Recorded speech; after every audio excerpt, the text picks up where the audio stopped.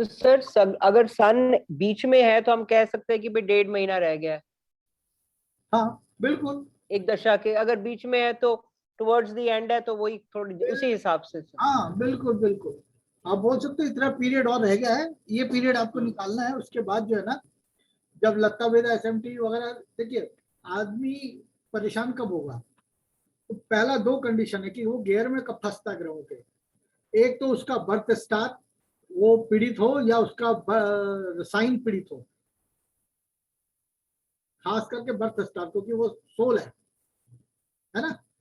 दूसरा, वो जो दिशा है आपके कॉन्सोनेंट का वो अस्त हो जाए सूर्य से। अब क्या होगा, अब इसके बाद अगर मेलिफिक कोई एस्पेक्ट आ जाता है, जैसे बर्थ स्टार का वेद होने लग जाए, दिशा भी अस्त हो गई आपकी नक्षत्र की, और उसके ऊपर बर्थ स्टार में कोई मेलिफिक का भेद भी हो गया, लत्ता भी लग गया कोई। और सबसे ज्यादा खतरनाक तो तब होता है जब कोई लत्ता लगाता है, जब कोई एसएमटी लगाए, उपग्रह में लगे और 88 में पद में चले, और वो डायरेक्टली हिट भी कर रहा हो बर्थ स्टार को, या जो दूसरे सेंसिटिव स्टार होते हैं जैसे 10वां और 19वां, तो प्रॉब्लम। 16वां 18वां तो प्रॉब्लम, 23वां तो प्रॉब्लम, 25 26 27वां तो प्रॉब्लम। वो खाली आपको डेट बाहर निकालना है, और आपको ध्यान रखना है ये दो कंडीशन अप्लाई हो पहले, या तो बर्थ स्टार वेद हो रहा हो मेलिफिक प्लैनेट से, और दिशास्त हो, दोनों में से कोई या दोनों, फिर एसएमटी लग रहा हो, तो लाइफ जो है ना वो हेल है। और फ्लोरिस कब होता है आदमी, फ्लोरिस होता है कि जब कोई बर्थ स्टार जो है वो आपका अस्त ना हो, कॉन्सोनेंट अस्त ना हो, आपका बर्थ स्टार में कोई मेलिफिक ना हो के बेनिफिक हो, जैसे मून से, जुपिटर से, वीनस से, मरकरी से वेद हो रहा हो, और फिर साथ में तिथि का और दूसरे कॉन्सोनेंट्स का वेद हो रहा हो, तो फ्लोरिस करता है उस टाइप पे आदमी, गजब का फ्लोरिस होता है। मेरी बात पकड़ में आ रही है। तो नेगेटिव पार्ट के लिए क्या है, ये आपको यहाँ से मैं दिखाने के लिए ना स्क्रीन पे वो कर देता हूँ, फ्लो चार्ट टाइप बना देते हैं।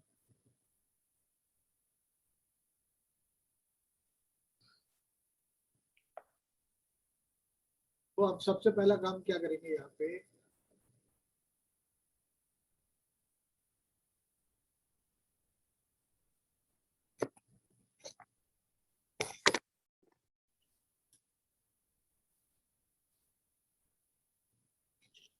बैड रिजल्ट्स में लेते हैं, है ना। तो बैड रिजल्ट्स के अंदर क्या करेंगे यहाँ पे,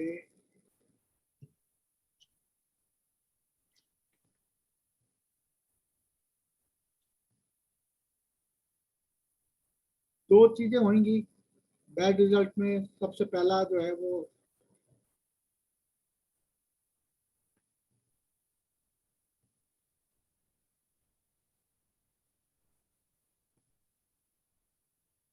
जो पहले नंबर पे होगा वो हम लिखेंगे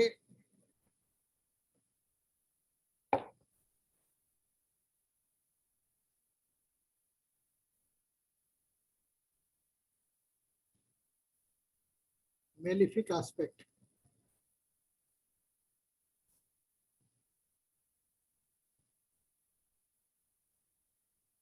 ऑन बर्थ स्टार, ठीक है ना। Malefic aspect on birth star ये लेंगे हम, और दूसरे में जो दूसरा होगा उस कंडीशन में लेंगे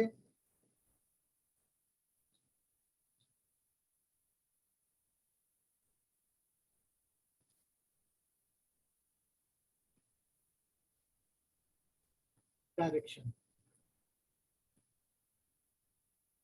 दो बातें आ गई इसमें।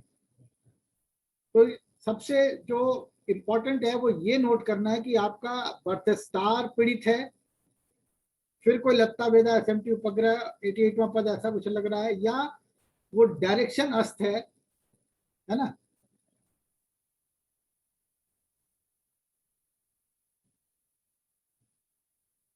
कॉन्सोनेंट जिस डायरेक्शन में जो कॉन्सोनेंट है वो अगर अस्त है, उस पे कोई मेलिफिक एस्पेक्ट और वो आता है तो बहुत ज्यादा पीड़ा वाला रहता है। ये बात पहले कंडीशन में है। दूसरे कंडीशन में क्या करेंगे,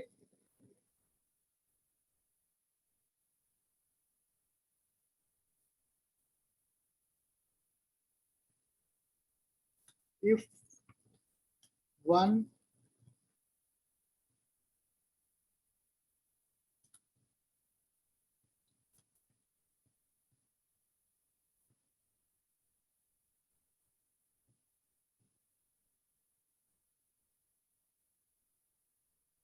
aspected by one malefic planet, तो जो रिजल्ट होगा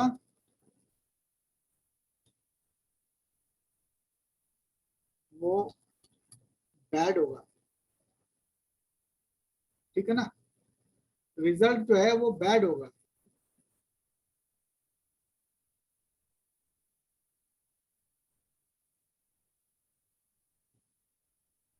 और इसके साथ में अगर यहाँ पे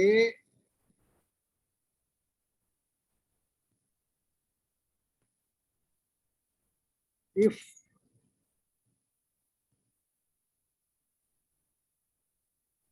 more than one or 2, 3, 4 and 5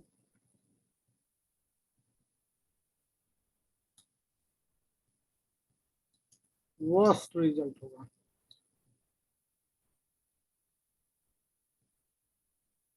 अगर यहाँ पे एक से ज्यादा मतलब 2, 3, 4, 5 तो ये वर्स्ट हो जाएगा। एक मिनट टाइम देना, मैं इसको जरा सेव कर लूं।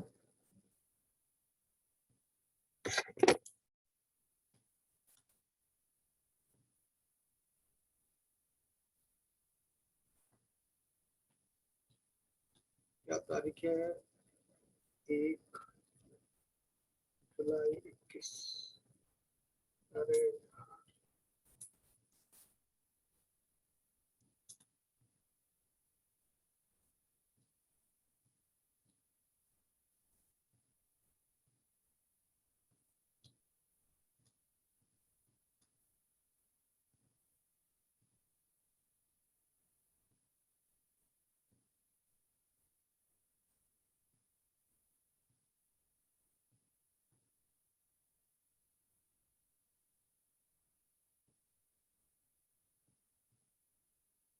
ठीक है, अब यहाँ पे आ जाओ आप।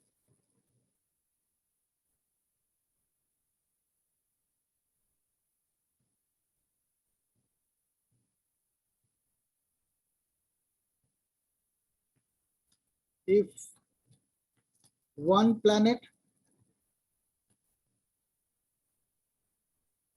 cause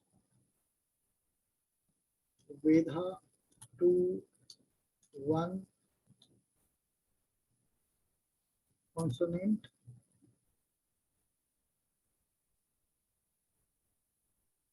great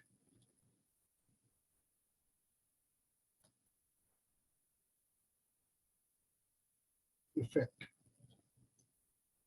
If more than one,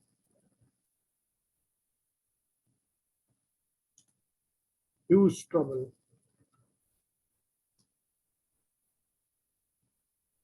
If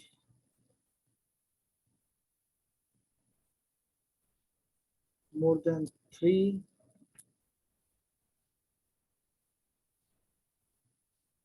destruction, destroy of kingdom.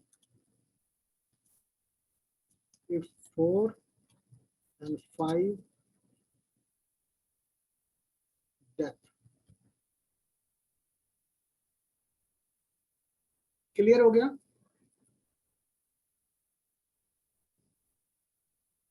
बोलना पड़ेगा भाई। Yes sir. देखो इसमें क्या हुआ, वर्स्ट रिजल्ट ही बोला हमने जब मेलिफिक इम्पैक्ट बर्थ स्टार पे आता है, तो उसमें 3 4 5 वेधन हो जाए तो मर नहीं जाएगा आदमी, बहुत बुरी तरीके से परेशान हो जाएगा। लेकिन जब डायरेक्शन अस्त हो, कॉन्सोनेंट अस्त हो, उस समय में यदि हो ऐसा कुछ होता है तो 4 5 में तो निपट लेता है आदमी। अगर 3 हुआ ना तो सब कुछ बर्बाद हो जाएगा, उसका सड़क पे आ जाएगा समझ लो। और अगर 1 या 2 होते हैं तो उसमें कहते हैं ना कि बड़ा ही ग्रेट मेलिफिक इम्पैक्ट होता है। तो आपको वो जो प्रिडिक्शन करने का जो तरीका है वो समझ में आया होगा यहाँ पे कि क्या बोलना है। इसमें कम बोलना है पहले वाले में, दूसरे वाले में भर भर के बोलना है। क्लियर हुआ?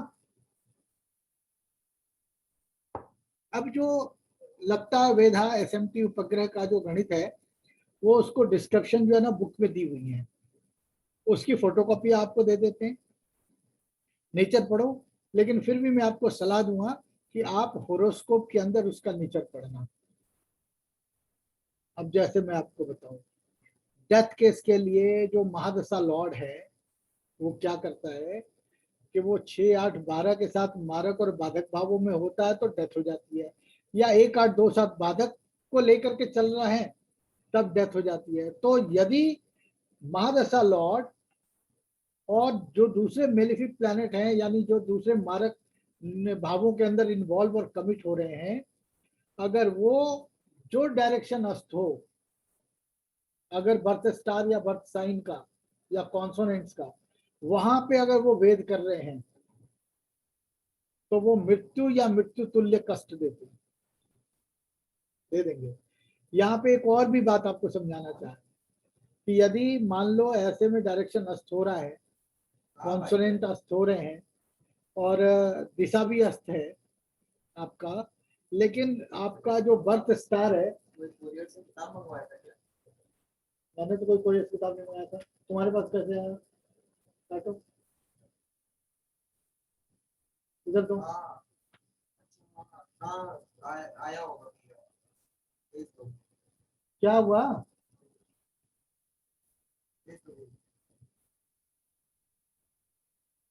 Give me 2 minutes.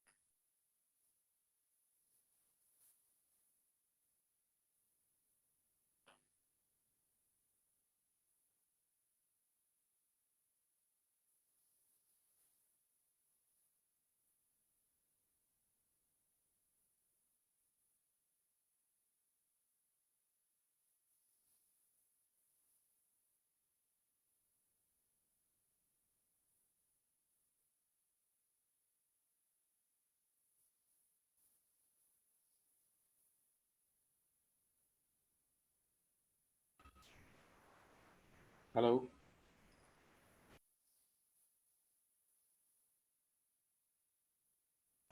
हेलो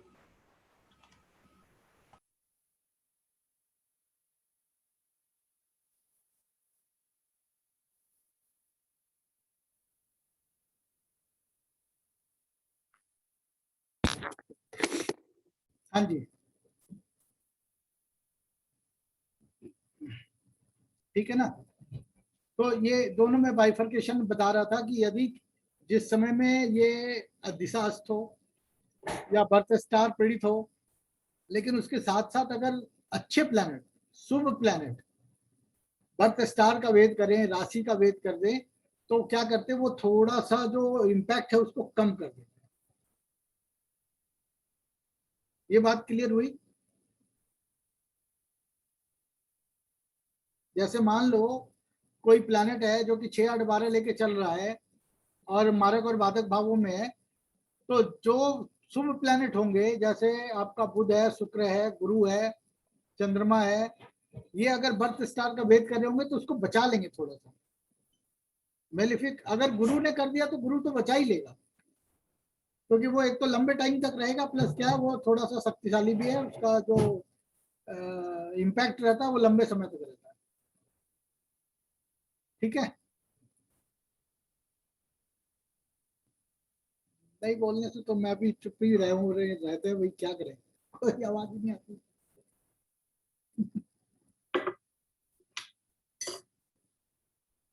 ठीक है सर। बोलना पड़ेगा भाई, या तो इसलिए कह रहा था कि आप कैमरे अपना खोल के रखो, मुझे समझ में तो आए कोई बैठा है नहीं बैठा। नहीं सर, ठीक है सर, समझ आ रहा है सर। तो अब क्या है, अब आपका जो काम बनता है वो ये है कि इस, अच्छा एक और भी चीज ध्यान रखिए, जैसे मान लो शनि है ना, लेकिन वो 1 3 5 9 11 में इन्वॉल्व और कमिट हो रहा है। ये क्या बोलता है, जी आपको बॉडी के अंदर सुख भी देगा और ये लॉन्गिविटी को भी बढ़ाएगा। तो ऐसे ऐसे प्लेनेट का भी वेद अगर आपके बर्थ स्टार पे होता है आपके चार्ट के हिसाब से, तब भी वो आपको सेव करता है। तो केवल मेलिफिक और बेनिफिक में मत रहना, आप उसको देखना कि भाई यहाँ पे प्लेनेट का कुंडली के हिसाब से नेचर क्या है, वो ज्यादा मायने रखता है बजाय कि आप नैसर्गिक में जाओ। सर, जैसे अब किसी का प्लेनेट दशा लॉर्ड है, कोई भी दशा लॉर्ड है, वो है मेलिफिक है, और बेनिफिक कमिटमेंट और इन्वॉल्वमेंट बेनिफिक ही करता है कि ये इस करके रिजल्ट्स देगा, तो बेनिफिक ही रिजल्ट आने वाले हैं। और वो वर्क स्टार पे या किसी चीज पे भी वेद वगैरह कुछ नहीं कर रहा, तो उसके रिजल्ट्स कैसे कैसे पता चलेंगे सर? कुंडली में फिर दशाओं से आएंगे प्रेडिक्शंस। ओके। फिर वो दशाओं से प्रेडिक्शंस आएंगे। क्या वहां गया ना मार्केट में,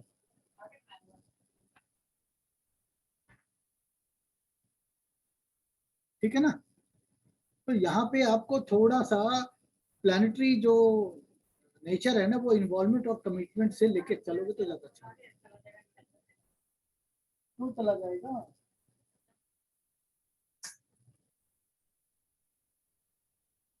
ठीक है, सर अब सपोज करो सर, रोहिणी नक्षत्र है, उस पे राहु है, नीचे से अगर सैटर्न भी वेद करे तो उसकी तो 3 चीजें हो गई।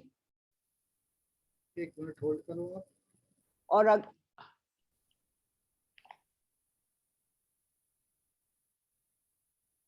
ये सन भी उस तरफ ही है, सन भी उस तरफ है।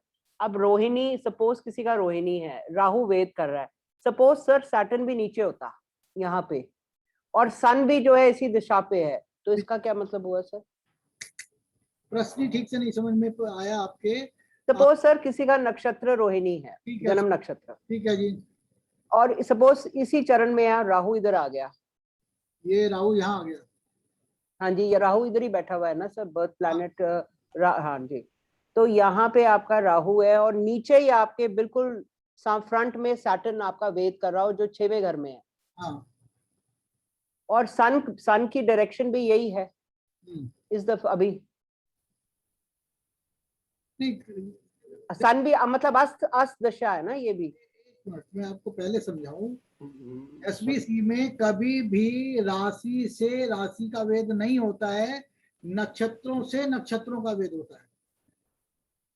नहीं सर, मैं वैसे, आप कह रहे थे ना कि अपने उसमें भी देख लो, चार्ट से मंगा अगर वहाँ देखना आए है। नहीं, अभी तो वहां आए ही नहीं, अभी वो अच्छा, पार्ट मैंने आपको समझाया ही नहीं। हाँ जी। वो तो नेक्स्ट क्लास की बारी है कि भाई आपको, अब आपने छेड़ा है तो उसको क्लू दे देता हूं मैं। ठीक है, ये ले लीजिए, 26 फरवरी 2022 का हम लोग यहाँ पे ले लेंगे। ठीक है ना। अब आप देखो 26 फरवरी 2022 में आप अगर ट्रांजिट लगाते हो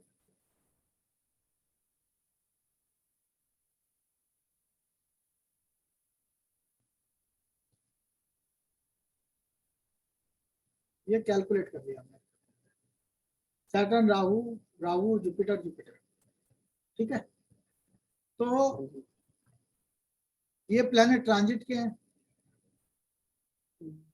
अब अगर मान लो किसी का, आप कह रहे हो रोहिणी है, यहाँ पे राहु बैठा है बर्थ स्टार पे, तो बर्थ स्टार तो पीड़ित हो गया क्योंकि राहु एक मेलेफिक प्लैनेट है।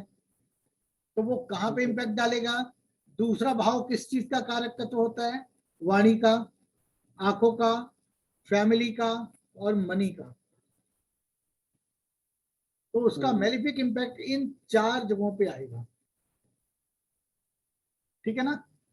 इन 4 जगहों पे ही आएगा। अब इसको जो देख रहा है ना, वो केतु नहीं देख रहा है, ऐसे नहीं देखेंगे, या कोई प्लैनेट इसको यहाँ पे, तो यहाँ तो किसी की दृष्टि नहीं पड़ रही है किसी भी प्रकार से, लेकिन अगर पड़ती भी ना तब भी हम नहीं लेके चलते इसको, क्योंकि हम राशि से राशि नहीं देखेंगे। यहाँ पे हम एसबीसी से कोई वेद कर रहा है क्या राहु का, ये देखेंगे। तो मान लो एसबीसी से राहु का वेद जो है वो, अगर मान लो आप 1% के लिए कि यहाँ पे ये सैटर्न कर रहा है, हाँ जी। तो 10th हाउस जो है ना, वो क्या है? प्रोफेशन का हाउस है। आपकी कुंडली का वो स्पाउस, मतलब ससुराल का घर है वो। अगर कुछ हार्मोनियल होना है तो ससुराल की तरफ से आ रहा है, प्रोफेशन की तरफ से आ रहा है, फैमिली के अंदर प्रॉब्लम। सर अब एक चीज इसी में समझा दो सर, अब हम सैटर्न की इन्वॉल्वमेंट एंड कमिटमेंट कैसे पढ़ेंगे अगर हम देखना चाहेंगे तो? इन्वॉल्वमेंट एंड कमिटमेंट तो आप नाड़ी आपको कराया था, या पराशर से देखो, या फॉरेस्ट स्टेप थ्योरी से देखो, या कस्पल से देखो, वो एक मेथड आपको। सर जैसे अब ये सैटर्न और राहु दशा में चल रहे हैं, हम्म, हम पहले हम यही लिख लेते हैं सैटर्न क्या क्या दे रहा है और राहु क्या क्या दे रहा है। बहुत सिंपल, चलो और इधर ही चल पड़ते हैं।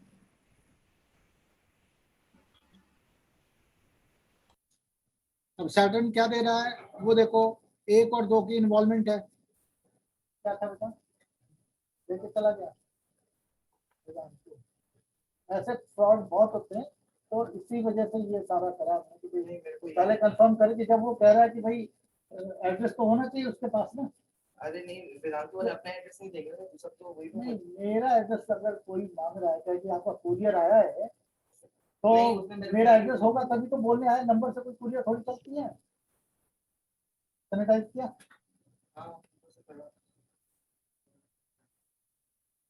ठीक है ना? तो यहाँ पे आप सैटर्न देखो, पहले घर में बैठा है। मून कहाँ बैठा हुआ है? तीसरे घर के अंदर, प्रबलता से 1 और 3 आया है। और मरकरी कहाँ बैठा हुआ है? 5 में। तो 1, 3 और 5।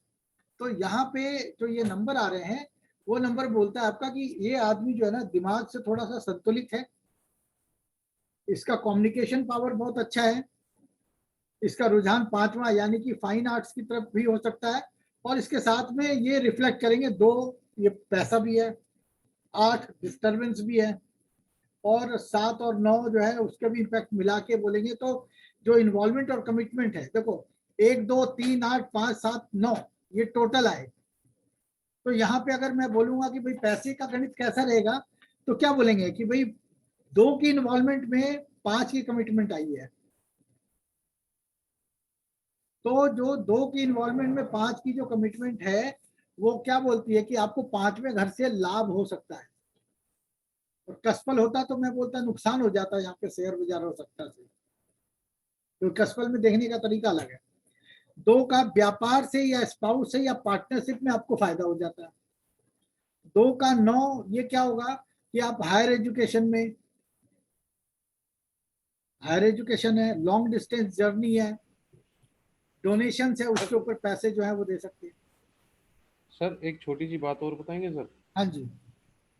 सर जैसे हम कहते हैं कि एस्ट्रोलॉजी का कोई भी मेथड उठा ले हम, अच्छा, चाहे वो वैदिक हो, चाहे वो केपी हो, चाहे वो कुछ भी हो, प्रेडिक्शंस ऑलमोस्ट सेम निकलती हैं।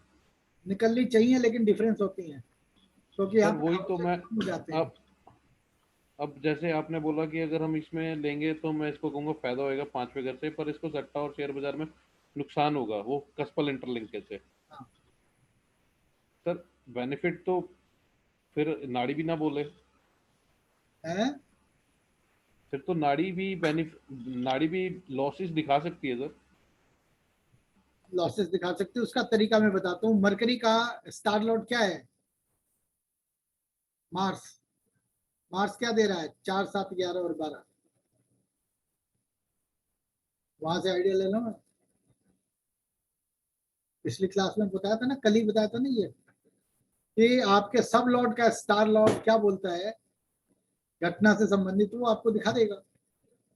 अगर यहीं पे मरकरी का मून होता तो 100% लॉसेस देता, मेंटल टेंशन दे देता।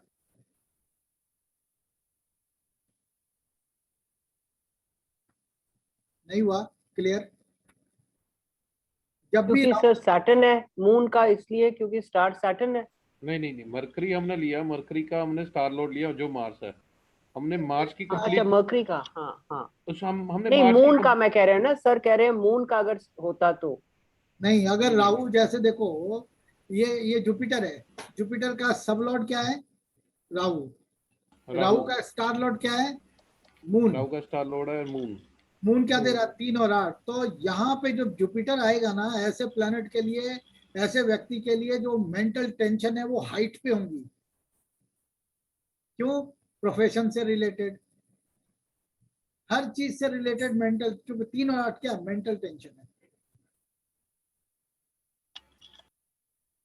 कल बताया था मतलब ना। अगर अगर सर अब इसी की हम बात रखते हैं। अब जुपिटर अगर दशा में भी आ जाए और वेदा वगैरह भी लग रहे हो बर्थ स्टार वगैरह पे, तो हम ये कह सकते हैं जुपिटर एज ए बेनिफिक इसको नुकसान देगा।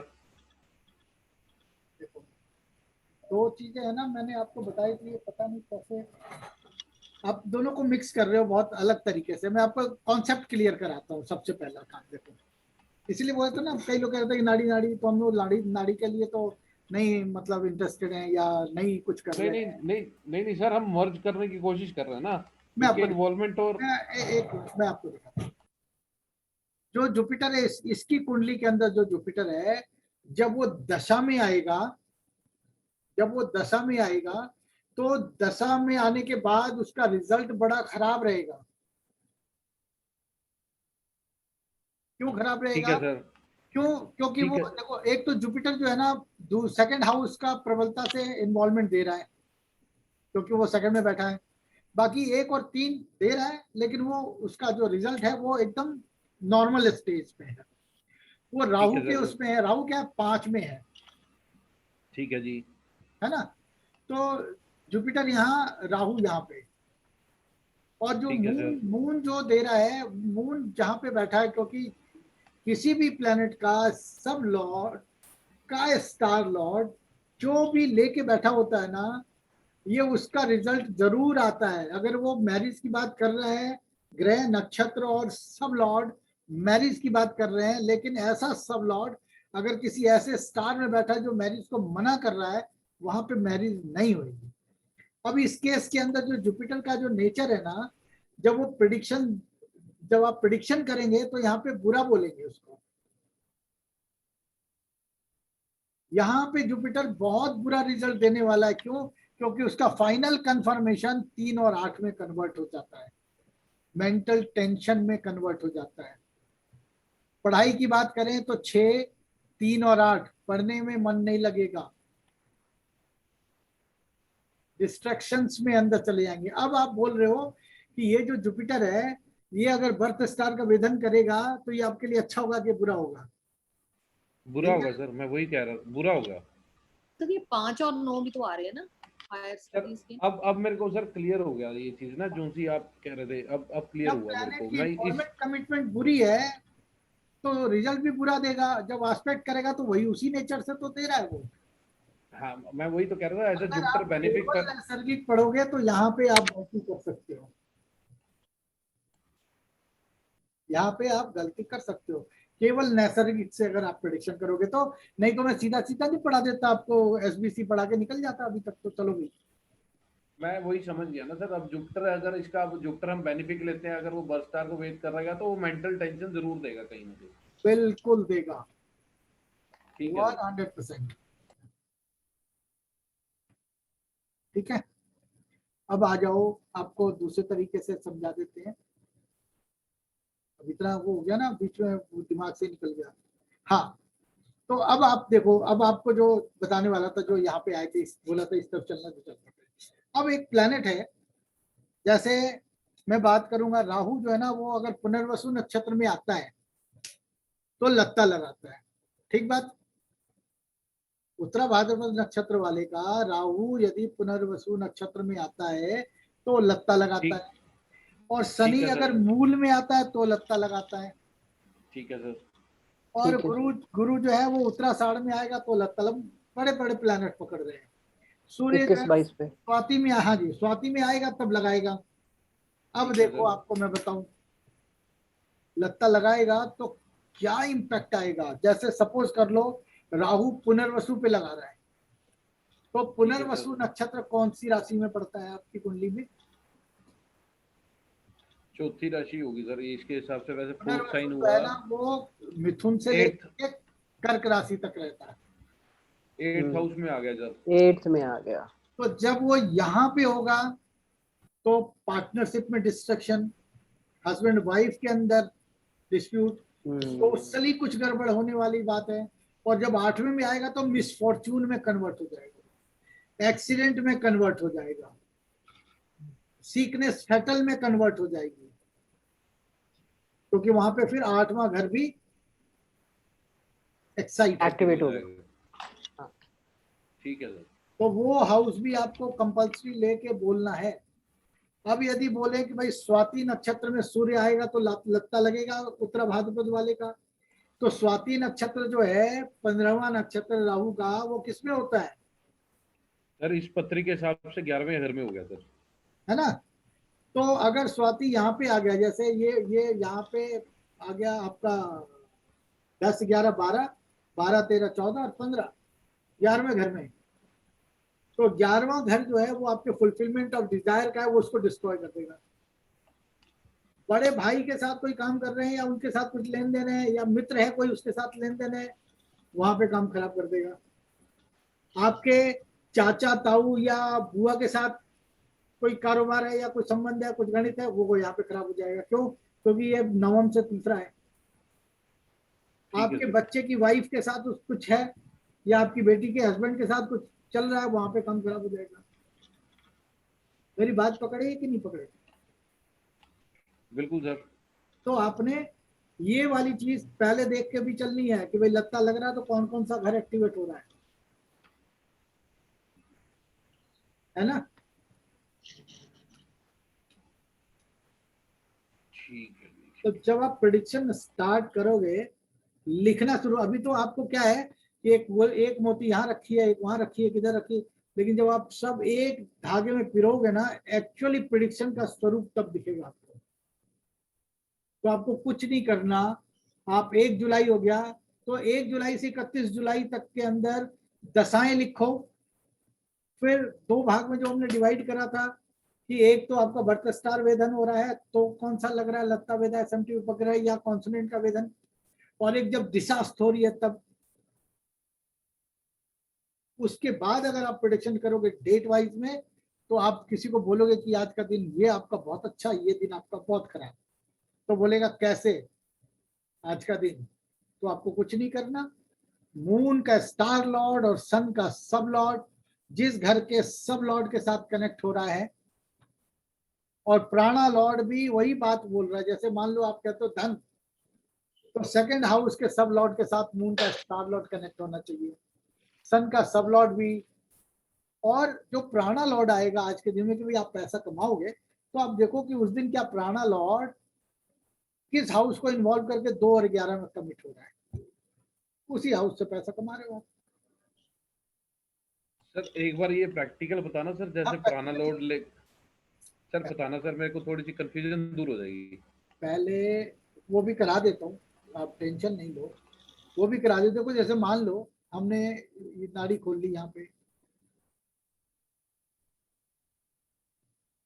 देखो समझ में नहीं आए और आप पूछो नहीं तो मैं कुछ कर नहीं सकता, लेकिन अगर आप पूछ रहे हो तो मेरे समझ में आ रहा है कि आप उसको कहीं ना कहीं पे फॉलो कर रहे हो।